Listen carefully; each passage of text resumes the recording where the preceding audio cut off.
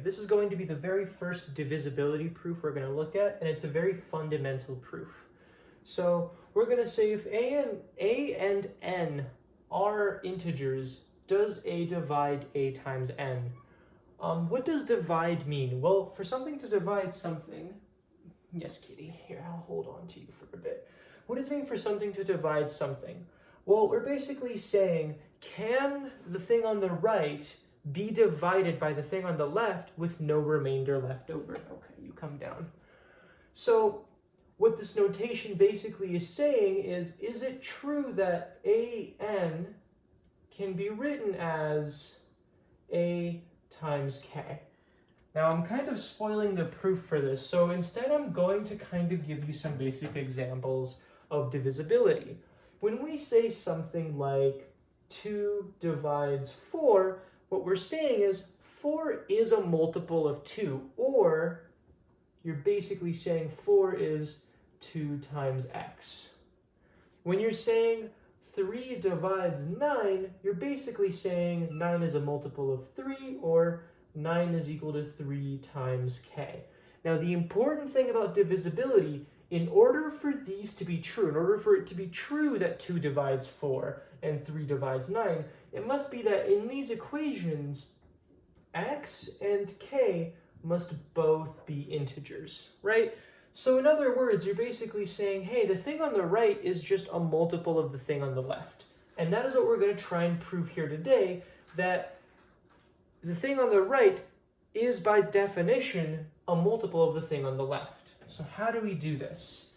Well, it's almost a tautological proof, but we're not really going to be using circular reasoning. We're going to say, define divisibility, so definition, divisibility for some a and b that are integers such that a divides b means b can be written as a times k for some k that's an integer. Okay, so how do we go about this proof? This isn't a very long proof, it's a very simple proof. And we're going to use, in fact, this format. We're going to try and get equations in this form in order to solve a lot of divisibility proofs. But we got to get through this first before we can use it. So we say for all proof, let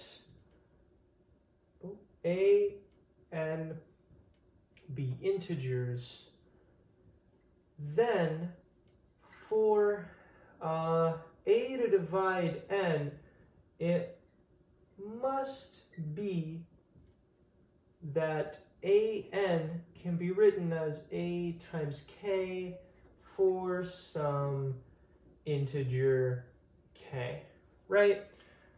Next, what we can say is, you can probably divide both sides by a here. So we can say, then dividing out a from both sides, we get a n is equal to a k is equal to n is equal to k. So, fantastic. We're very close to being able to conclude this. So we can say, by definition of divisibility, since n equals k, then an is equal to a k, so a is divisible by an. Fantastic. And again, why did we prove this? Because I want you to explicitly see that almost every divisibility proof is basically asking, whatever we have on the right, whatever it's going to be, whether it's going to be a divides bc, a divides b plus c, a divides z x y, whatever it is, can you get whatever I'm circling here in blue, can you get it to look like whatever is circled in red multiplied by some sort of integer, right? Because that's what we have here.